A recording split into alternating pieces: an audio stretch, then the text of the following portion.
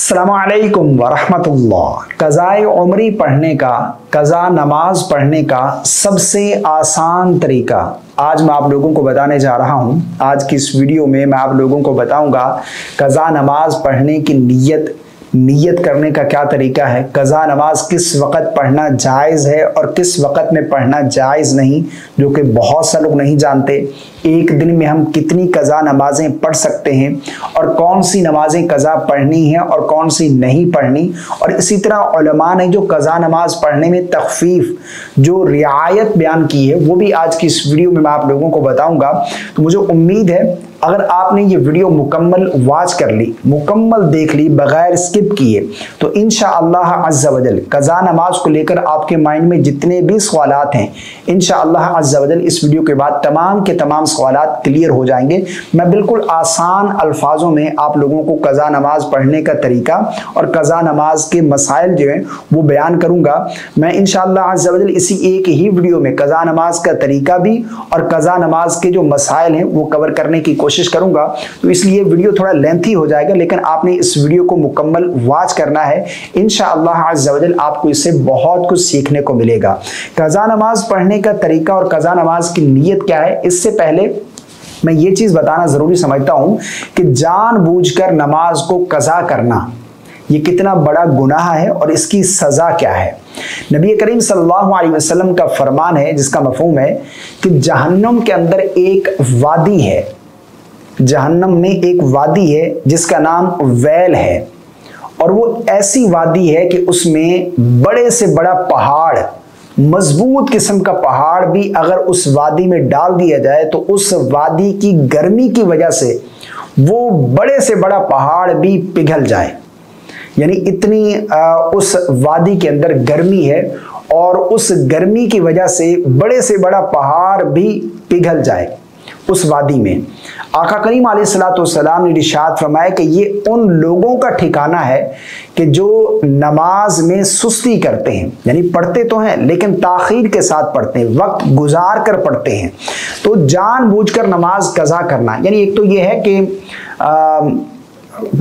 गलती से हो गई, मिसाल के तौर पर सोए हुए थे, आंख नहीं खुली, देर से आंख खुली, वक्त गुजर गया नमाज का, इसी तरह आप जो है वो भूल गए, नमाज का वक्त निकल गया, ये एक अलग बात है। लेकिन जानबूझकर नमाज को क़ज़ा करना ये बहुत बड़ा गुनाह है। और अगर कोई नमाज जानबूझकर क़ज़ा की है तो क़ज़ा के साथ साथ तौबा भी लाजिम है। यानी ऐसा नहीं कि क़ज़ा करना ये काफ़ी है, अल्लाह की बारगाह में सदक दिल से तौबा भी लाजिम है। क़ज़ा भी करेंगे और तौबा भी लाजिम है, तौबा भी करनी होगी, ठीक है ना। अब आइए बात करते हैं कि क़ज़ा नमाज पढ़ने का, क़ज़ाए उम्री पढ़ने का तरीका क्या है। देखिए सबसे पहले नियत जानिए, नियत जो है ये ज़रूरी है।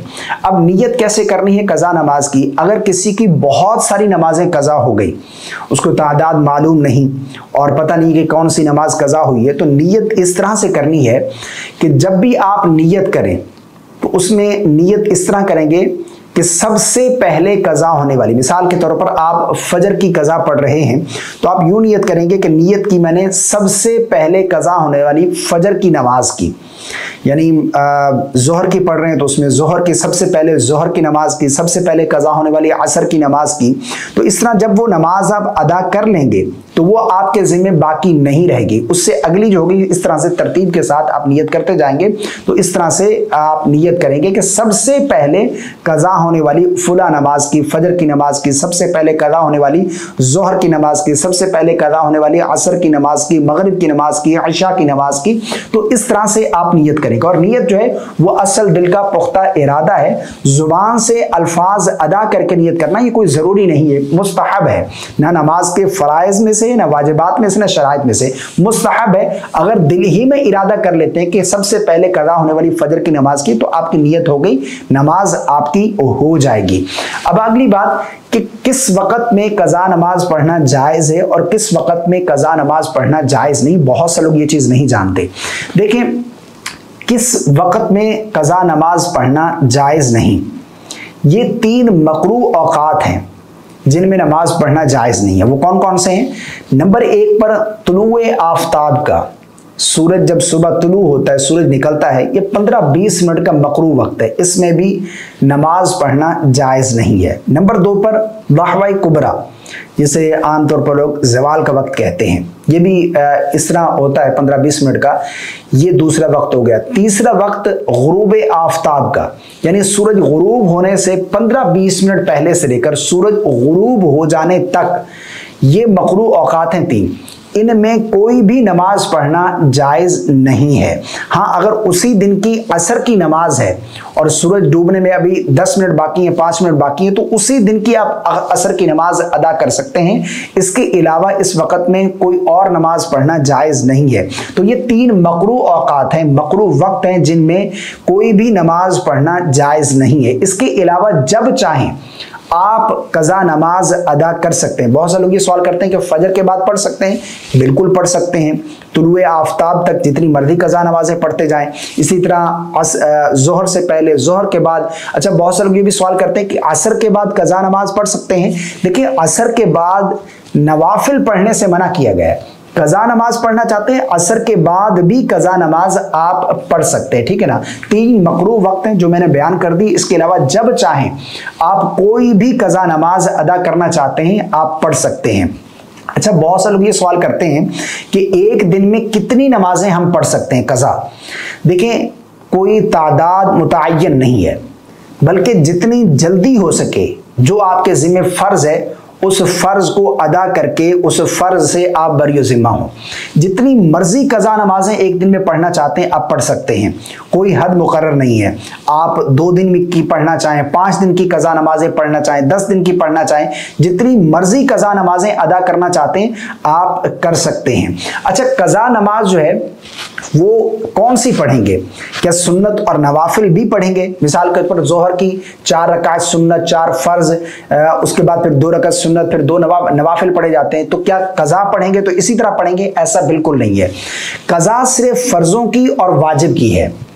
यानी एक दिन की आपकी नमाजें कज़ा हुई हैं तो आप फजर के 2 रकात फ़र्ज, ज़ोहर के 4 रकात फ़र्ज, असर के 4 रकात फ़र्ज, मगरिब के 3 रकात फ़र्ज, इशा के 4 रकात फ़र्जों के साथ साथ 3 रकात वितर वाजिब भी कज़ा पढ़ेंगे। यानी एक दिन की 20 रकातें आप कज़ा पढ़ेंगे। ये एक दिन की नमाजें कज़ा हुई हैं। तो इसी तरह आप हिसाब लगा लें जितने दिन की आपकी कज़ा नमाजें हुई, तो इस तरीके से यानी फ़र्ज और वाजिब की कज़ा है, सुन्नत और नवाफिल की कज़ा आप नहीं करेंगे, ठीक है ना। अच्छा, एक सवाल ये भी पूछा जाता है कि कज़ा नमाज जो है जिस वक़्त में कज़ा हुई है उसी दिन दूसरे दिन, यानी बाद लोग ये समझते हैं कि फजर की नमाज कज़ा हुई है ना, तो अगले दिन फजर की नमाज के साथ ही कज़ा पढ़नी है, इसके अलावा नहीं पढ़ सकते। हालांकि ये बिल्कुल गलत है। जब चाहें आप जो नमाज कज़ा पढ़ना चाहें, जिस नमाज के साथ पढ़ना चाहें आप पढ़ सकते हैं। 3 मकरू वक्त हैं जो मैंने बयान कर दी हैं।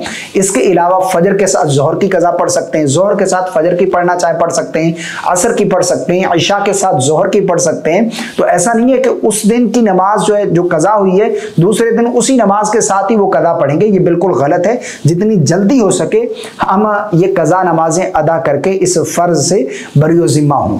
अच्छा, कज़ा नमाज पढ़नी कैसे है? पढ़ने का क्या तरीका है? देखें, पढ़ने का बिल्कुल सेम तरीका है। जिस तरह अदा पढ़ी जाती है इसी तरह कज़ा पढ़ेंगे, जस्ट नीयत जो है वो कज़ा की होगी, ठीक है ना। जिस तरह बाकी नमाजें अदा करते हैं, हम अदा पढ़ते हैं, इसी तरह कज़ा भी पढ़ेंगे। हाँ, अगर किसी की बहुत सारी नमाजें कज़ा हो गई, अब वो अगर पढ़ना चाहते हैं तो इसमें उलमा ने कुछ तखफीफ बयान की है। वो तखफीफ क्या है कि फ़र्ज की 3री और 4थी रकात में सूरह फातिहा पढ़ी जाती है। यानी 4 रकात फ़र्ज पढ़ रहे हैं, ज़ोहर के, 4 असर के या 3 मगरिब के या 4 रकात इशा के फ़र्ज पढ़ रहे हैं, तो 3री और 4थी रकात में सूरह फातिहा पढ़ी जाती है। तो आप फ़र्जों की 3री और 4थी रकात में सूरह फातिहा की जगह 3 मरतबा सुबहान अल्लाह ये कहकर आप रुकू में चले जाएं। एक तखफीफ तो ये हो गई। दूसरी तखफीफ, रुकू और सुजूद में 3-3 मरतबा तस्बीहात पढ़ी जाती हैं। यानी 3 मरतबा रुकू की तस्बीह पढ़ते हैं हम, 3 मरतबा सजदे की। तो इसमें दूसरी तखफीफ ये है कि एक मरतबा आप तस्बीह पढ़ें। यानी ये पढ़नी इस तरह से रुकू में मुकम्मल झुक जाने के बाद आप जो है वो तस्बीह शुरू करेंगे। इसी तरह जब सजदे में पहुंच जाएंगे उसके बाद फिर एक मरतबा तस्बीह पढ़ेंगे, सुबहान रब्बियल आला, एक मरतबा पढ़ने के बाद उठ जाएंगे। तो इस तरह ये दूसरी तखफीफ हो गई। तीसरी तखफीफ जो है वो उलमा ने बयान की है कि जो आखिरी अत्तहियात है इसमें हम तशहुद, दुरूद और दुआए मासूरा पढ़ते हैं।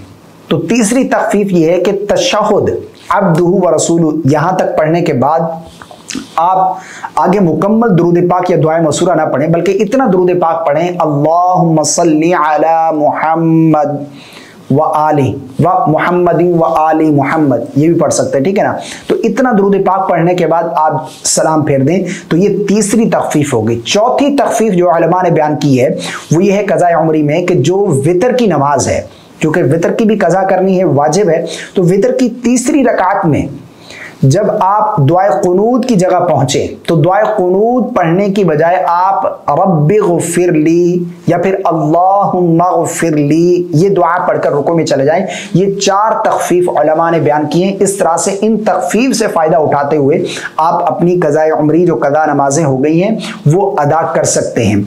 अच्छा, एक सवाल और भी है, अगर किसी की बहुत सारी नमाजें कज़ा हो गई तो अब वो इनको काउंट कैसे करेगा, इनकी तादाद कैसे मालूम करेगा। मिसाल के तौर पर कोई शख्स जो है वो बालिग होने के बाद 3, 4 साल, 5 साल, 10 साल तक उसने नमाज पढ़ी नहीं है, अब उसे तौफीक मिली अल्लाह की तरफ से, वो तौबा करता है और कज़ा नमाजें अदा करना चाहता है, तो वो किस तरह से उनका हिसाब लगाएगा।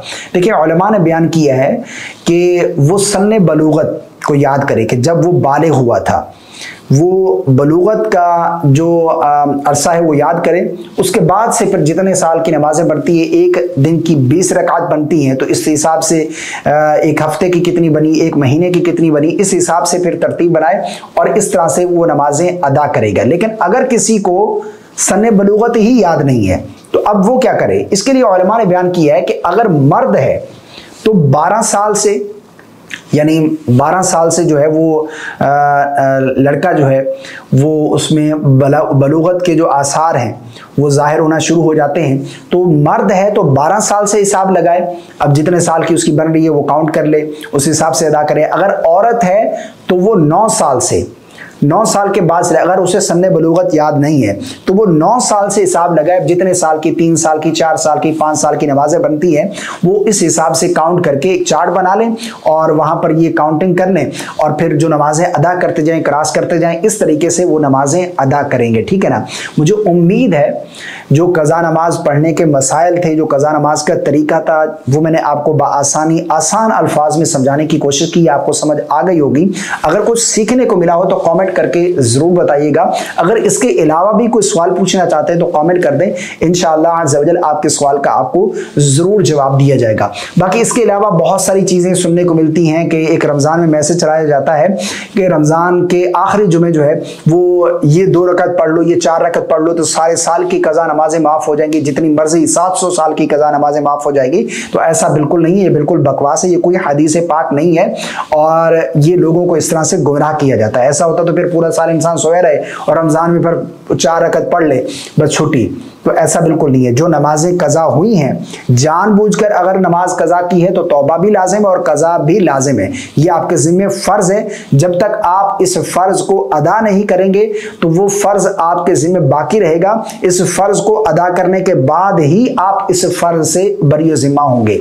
मुझे उम्मीद है आपको मेरी बातें समझ आ गई होंगी। अल्लाह ताला हम सबको पंजगाना नमाज बजमात और बहनों को घरों में पाबंदी के साथ अदा करने की तौफीक अता फरमाए। इस क्लिप को शेयर कर दीजिएगा, पसंद आने की सूरत में लाइक करना और चैनल को सब्सक्राइब करना बिल्कुल नहीं भूलिएगा। अस्सलामु अलैकुम व रहमतुल्लाह।